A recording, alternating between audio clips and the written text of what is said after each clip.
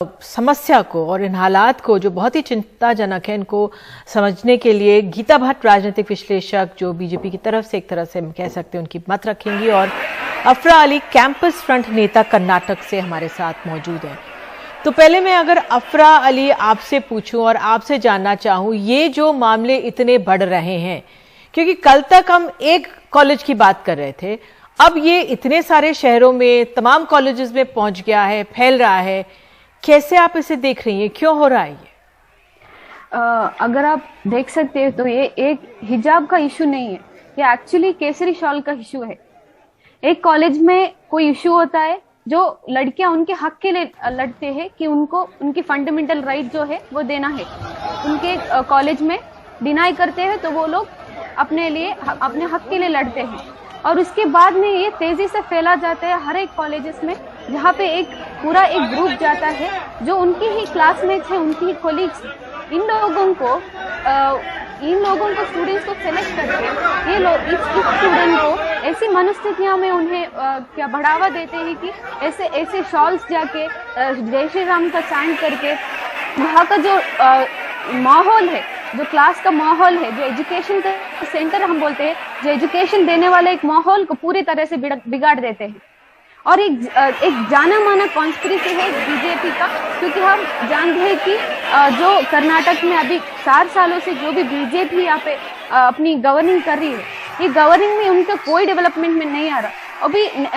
Next साल में, अगले साल में उनका इलेक्शन जाने वाला है, तो इलेक्शन के लिए पॉलिटिकल एजेंडा इनको कुछ मिला नहीं रही, तो ये एक पॉलिटिकल एजेंडा बना के ये लोगों को घुमा फिरा के कुछ इलेक्शन का एक वोट बैंक कर रहे हैं। ठीक है, मैं गीता जी आपसे समझना चाहूंगी, आप हमारे सहयोगी निहाल को सुन रहे थे, वो कह रहे थे कि अगर कोशिश होती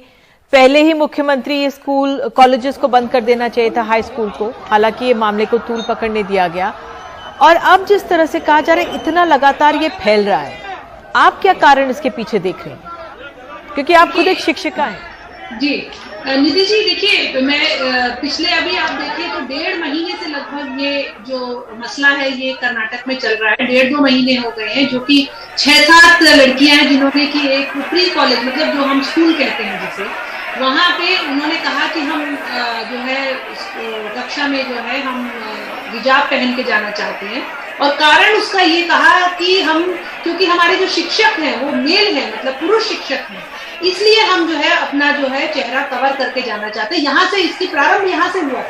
और उसके बाद आप देखिए कि लगभग कई छोटे बड़े शहरों में इस प्रकार की धीरे धीरे जो है एक माहौल बनने लगा, और बहुत सारी जो है मुस्लिम लड़कियां आके कहने लगी कि भाई हम जो स्कूल में जा रहे हैं हमें इस बात का जो है हमें परमिशन मिले।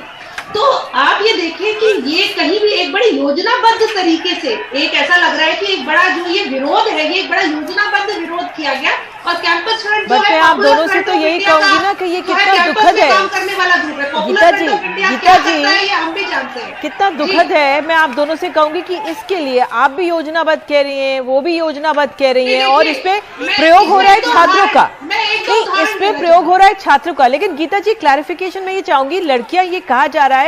पहले से, अभी से नहीं, पहले से ही हिजाब पहन के ये आ रही थी, भले ही संख्या बड़ी हो, लेकिन कई लड़कियां पहले से ही बहुत सालों से हिजाब पहन के आती थी। देखिए दीदी जी, सबसे पहले तो ये हिजाब का तो कोई ये मतलब जो मसला है ही नहीं, ये एक स्वतंत्र देश है, और जो हिजाब पहनना चाहते हैं वो जरूर हिजाब पहने। मसला ये है कि यहाँ पे एक किसी की जो व्यक्तिगत जो उसका अधिकार है अपना चेहरा ढकने का, उसके सामने खड़ा है कि कोई एक संस्थान जिसके अपनी एक ड्रेस कोड है, जिसने अपना कोई नियमबद्ध कानून बनाया है, ये दोनों आमने सामने खड़े हुए। जो शिक्षा संस्थान इसकी परीक्षा, गीता जी, ये तो हाई कोर्ट डिसाइड कर लेगा, चलिए ये हाई कोर्ट पे छोड़ेंगे, इस पे हम नहीं आएंगे कि ये पहनना है कि नहीं, लेकिन छात्रों का प्रयोग, राजनीति के लिए छात्रों का प्रयोग होना ये ठीक नहीं, क्योंकि सुबह से मैं देख रही थी, हमारी सहयोगी श्रीजा हैं 24 चैनल में, बच्चे जो थे, यंग बॉयज जिन्होंने ये पहना हुआ था भगवा, ये अंगवस्त्र पहना हुआ था, वो कैमरे से नहीं बोलना चाह रहे थे। उनसे पूछा भाई आप किसने आपको दिया, तो उन्होंने कहा कुछ बोलने से हिचकिचा रहे थे। यही बहुत चिंताजनक बात है। मैं आपसे अफरा ये जानना चाहूंगी जो बीजेपी की तरफ से ये एक दूसरी तरफ आरोप आ रहा है कि भाई ये संख्या तो अब बड़ी है, ये भी सुनियोजित तरीके से हो रहा है। एसडीपीआई की जीत को भी बात सामने रखी जा रही है, उसका हाथ पीछे बीजेपी की तरफ से कहा जा रहा है। आप किस तरह से इस बात को समझाएंगी दर्शकों को? मैम, मैं पहले ये बोलना चाहती हूँ कि कोई भी लड़कियां वहां पे स्कूल जाने में कोई भी अपना चेहरा कवर करने की बात कभी भी नहीं की है। वो उनके जो हेयर है वो कवर करने की बात कर रहे हैं। और मैम, आप देख सकते हैं कि हमेशा जब से हमारी भारत में एजुकेशन सिस्टम आया है, तब से हर मुस्लिम लड़की या फिर जो उन्हें चाहते हैं उनकी खुद की चॉइस से वो हिजाब पहन के एजुकेशन को लेने जाती है। और अभी देखिए सडनली ऐसा माहौल होता है, ऐसा इश्यू बनता है, तो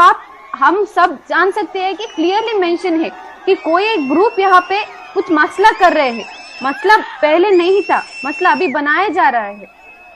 या फिर आप बोल रहे हैं कि कोई ऑर्गेनाइजेशन पीछे है, उनके हक के लिए वो लड़ रहे हैं। कोई ऑर्गेनाइजेशन की क्या जरूरत होगी अगर उनके हक के लिए वो अपनी मांग करें। और अभी ये भी जानते हैं कि अभी आज कोर्ट में भी सुनवाई हुई कि